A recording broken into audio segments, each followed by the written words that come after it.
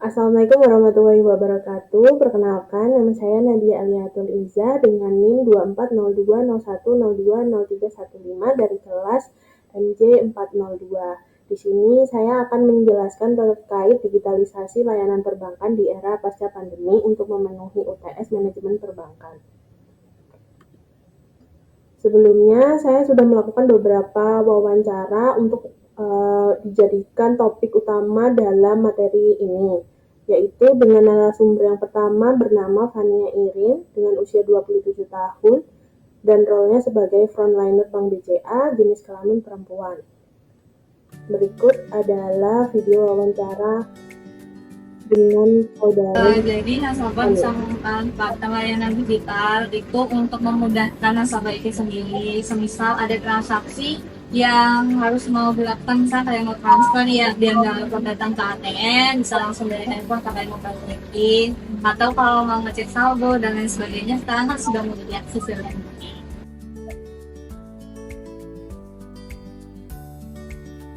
Kalau tantangan dari sisi pegawai dulu itu mungkin lebih cara bagaimana mengambil kepercayaan nasabah. Jadi kan kadang nasabah itu kan nggak percaya kalau datanya disimpan sama kita. Oleh karena itu kita selalu meyakinkan mereka bahwa data ini aman dan kita juga punya SOP sendiri. Jadi untuk mengumpulkan data nasabah itu tidak bocor kemana-mana. Kalau untuk tantangan dari nasabahnya sendiri mungkin untuk beberapa nasabah masih kurang terdigitalisasi, jadi untuk itu nasabah bisa datang langsung ke bank, nanti kita akan bantu proses digital.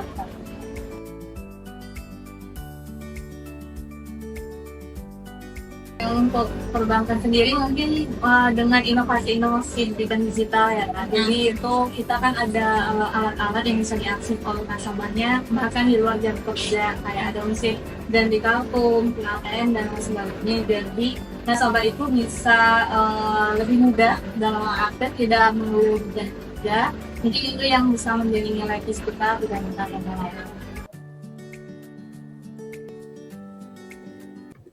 Selanjutnya yaitu dengan narasumber Aina Nisa Alfrida dengan usia 25 tahun, role-nya sebagai nasabah BCA Digital jenis kelamin perempuan. Berikut video Pertanyaan wawancara. pertama, bagaimana nasabah dapat memanfaatkan layanan perbankan digital? Ya, terima kasih atas pertanyaannya. Kalau untuk pemanfaatannya sendiri, karena di sini saya menggunakan Blue BCA Digital, eh, itu saya biasanya sih sebenarnya lebih suka menggunakan fitur-fitur Blue BCA itu salah satunya ya karena di Blue BCA kan sebenarnya banyak ya fitur-fiturnya. Tapi ada beberapa yang paling saya sukain. Fitur-fiturnya di situ ada kayak Blue Saving namanya. Nah, Blue Saving tuh kita di sini tuh bisa budgeting dana kita. Jadi mau kita gunakan untuk nabung atau untuk keperluan lainnya seperti berbelanja atau dipisahkan juga untuk penggunaan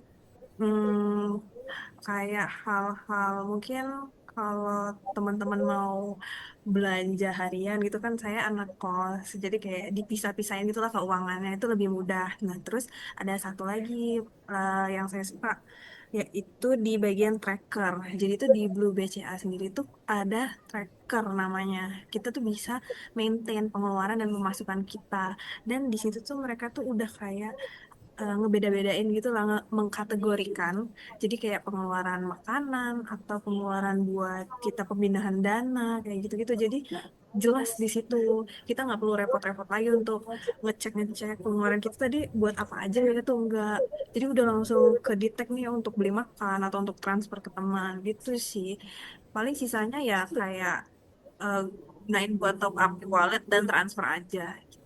Oke, berarti banyak fitur-fitur di dalamnya yang ngebantu buat ngelola keuangan ya, Kak? Iya, betul banget. Oke, terus pertanyaan kedua, yaitu sebagai pengguna Blue BCA ini, tantangan yang sering dihadapi itu apa, Kak?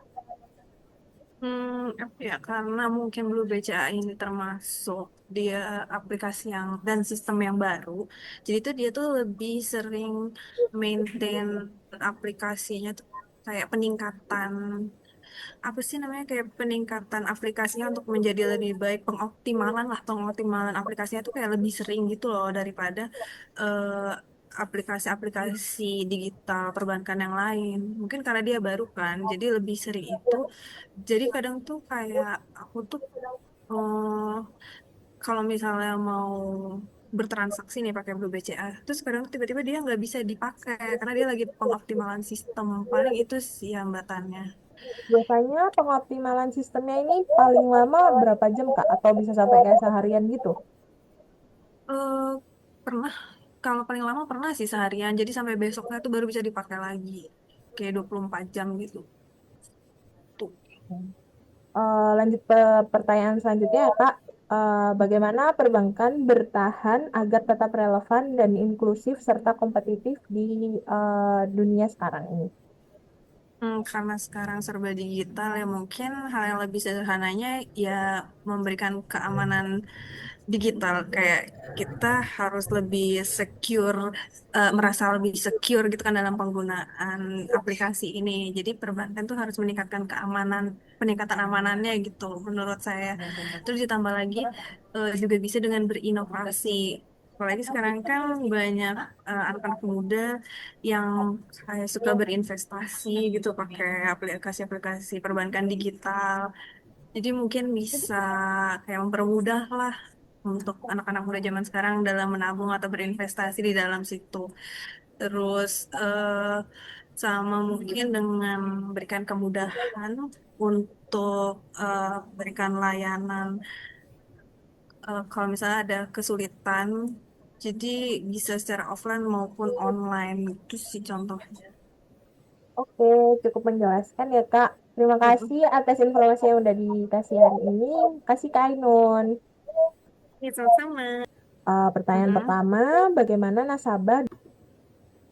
Pada topik digitalisasi layanan perbankan ini, saya mengambil contoh dari Bank BCA. Bank BCA ini sendiri sudah melakukan digitalisasi layanannya cukup lama. Berikut adalah profil BCA Digital. BCA Digital ini adalah bank digital baru yang merupakan bagian dari BCA Group yang beroperasi sepenuhnya secara online tanpa kantor cabang fisik atau branchless. BCA Digital ini menghadirkan layanan perbankan modern melalui aplikasi mobile bernama Blue by BCA Digital yang memudahkan nasabah, terutama generasi muda dan pengguna digital native, melakukan berbagai transaksi dan pengelolaan keuangan kapan saja dan di mana saja. Lalu, apa saja kelebihan dari BCA Digital ini? Digitalisasi layanan perbankan oleh BCA, terutama melalui Blue by BCA Digital, merupakan transformasi menyeluruh yang menghadirkan pengalaman perbankan sepenuhnya online tanpa kantor cabang fisik. Kelebihan yang pertama yaitu adalah branchless banking. Blue by BCA Digital ini beroperasi tanpa kantor cabang fisik dan segala layanan bisa diakses dengan aplikasi dalam smartphone. Lalu kelebihan yang kedua adalah cardless. Penarikan tunai bisa dilakukan di seluruh ATM BCA menggunakan fitur cardless sehingga nasabah tetap dapat mengakses uang tunai tanpa kartu. Lalu kelebihan yang ketiga adalah gratis biaya admin dan transfer. Tidak ada biaya administrasi bulanan, gratis transfer antar bank lain hingga 20 kali per bulannya. Lalu kelebihan yang keempat adalah akses 24/7. Semua layanan dapat diakses kapan saja dan di mana saja, serta mendukung kebutuhan nasabah era digital yang mengutamakan fleksibilitas dan kecepatan. Dan kelebihan yang terakhir yaitu beragamnya fitur budgeting.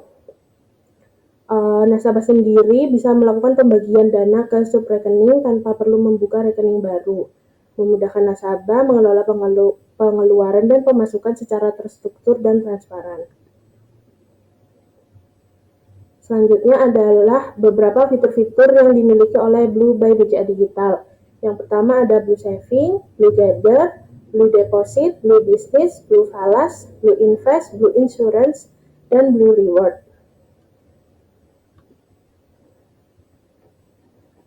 Dari hasil wawancara dengan kedua narasumber didapatkan hasil jawaban seperti berikut.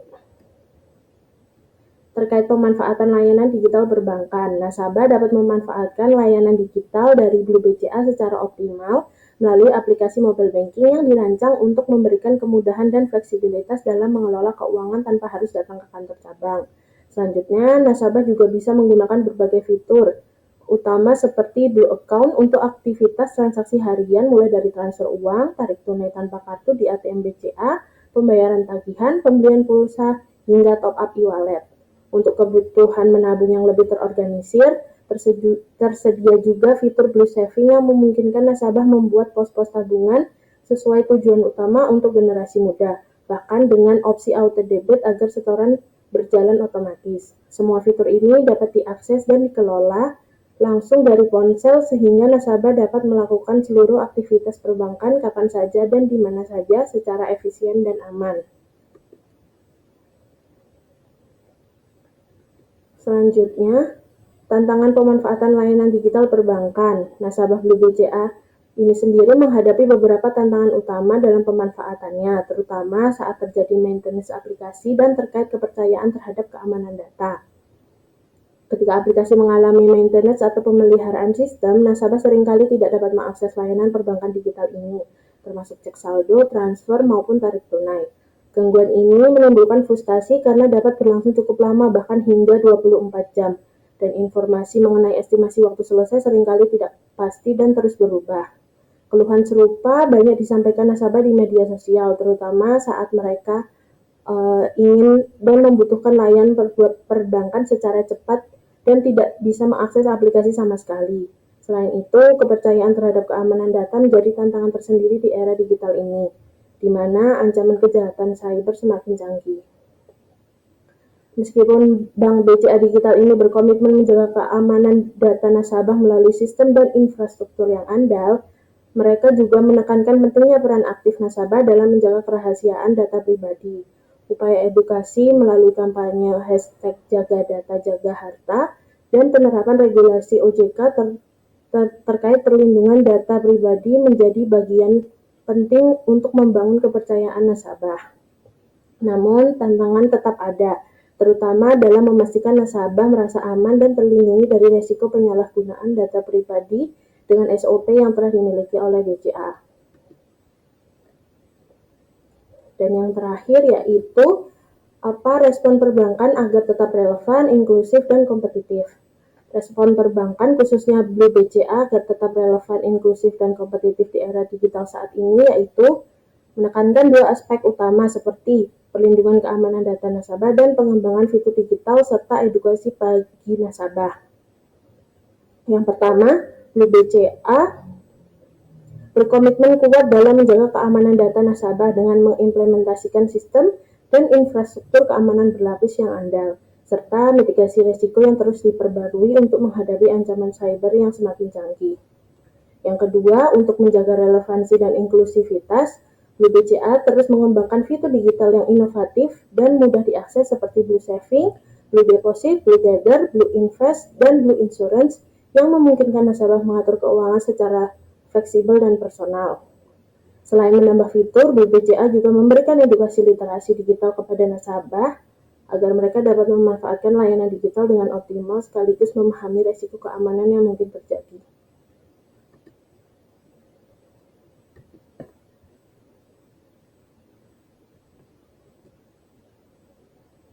Sekian penjelasan saya terkait digitalisasi layanan perbankan. Apabila ada salah kata, mohon dimaafkan. Wassalamualaikum warahmatullahi wabarakatuh.